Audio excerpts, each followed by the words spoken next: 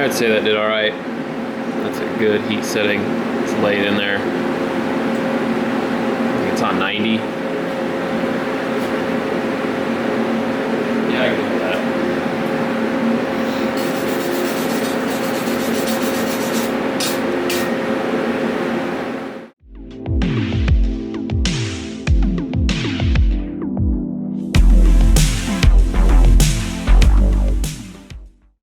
And not that a lot of you are aspiring stick welders, but there's another trick with stick welding, because when you arc off, it's kind of cold and you want to move it and get it going. Well, if you have something you don't want to arc off on, around, or anything, like, don't drop that.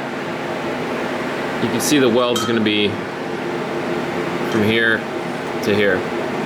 Well, I have this piece of angle just C-clamped to this, so when I come over here, I'll be on the other side, but basically what I'll do is come back here, arc on this, drag along the edge, and then hop over to here and start the weld. And what that'll do is eliminate me from making any arc marks on the chassis, because it is stick welding.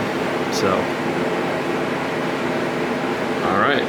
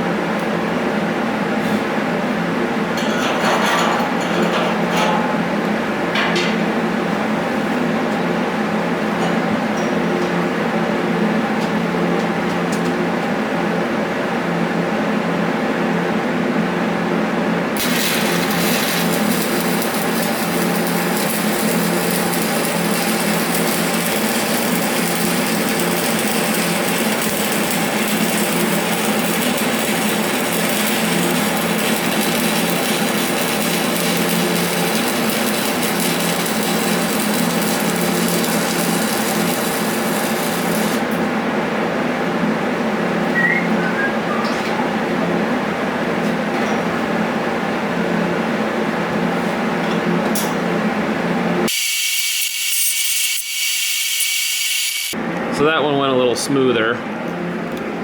Didn't have a little wiggle at the beginning. Yeah, there it is.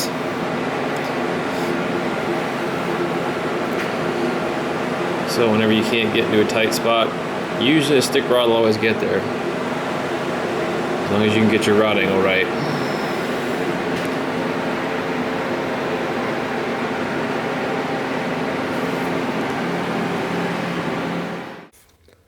Alright, so after the stick welding, that was a few weeks ago, I came in here and this is one of the this is the main hoop right here. This is one of the door bars, roof bar, door bar, and basically this weld right here was completely cut out and replaced, because when I originally did it, I was doing it overhead, and I don't know if there was some residual stuff left inside the tube, either from cutting it, which I don't use coolant, I use a wax bar on the blade. It doesn't leave as much stuff on it, but it could have been just something that was sitting in the tube. When I made the weld, I got finished, there were 2 holes in it, and it wasn't like a porosity hole.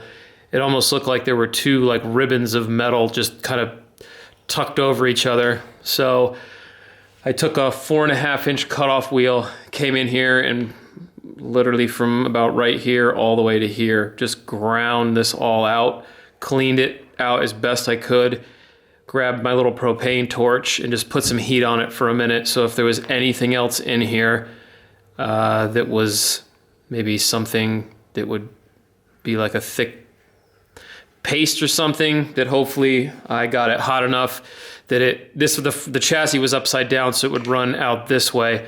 So I heated this whole thing up, let it cool off, and then came in and put the new bead right on, and everything turned out pretty good. I also finished some welds on here. There's a little wiggle on this one. My hand slipped, but everything's fine.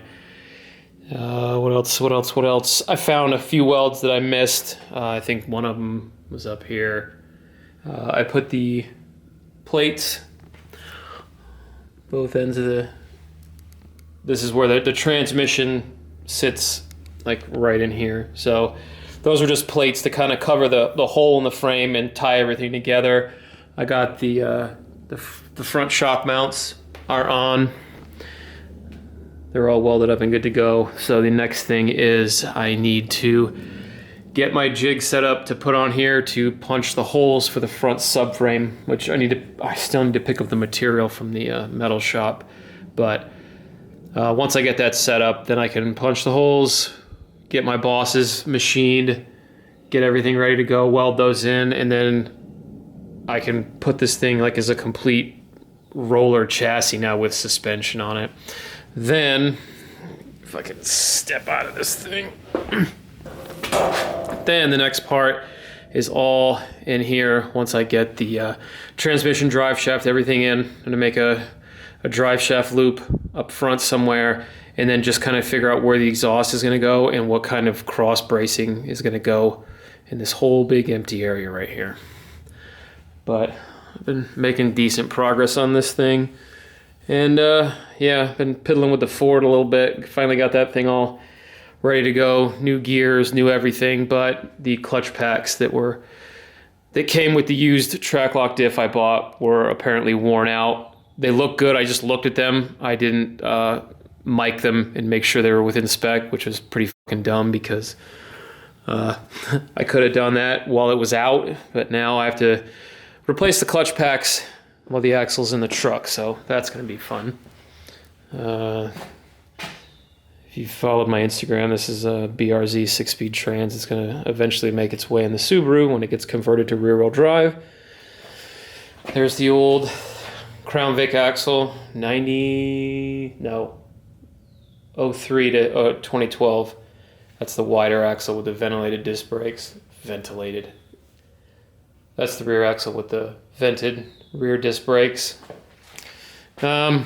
Yeah, but just plugging away on this thing right now. The only other thing I really have to do is chop down this passenger side frame rail, which is the 4.5 feet of stock frame rail that's left on this thing right here, which I've said 100 times. I should have just started from scratch and just built the chassis instead. So that might be up next for something else, but we'll see. Gotta get going on this and get this thing ready to go first, because there's a track day coming up at New York Safety Track. I'm just gonna go out and ride with some people, have fun. I don't have anything to really take, but yeah, hopefully, I don't know, hopefully next year I can have this thing on the track and start putting it through its paces, see what it's gonna do, make changes. I also got to order the steel to redo the fuel cell mount back here. So yeah, hopefully I'll have another video here soon. I start getting this stuff together. We'll see.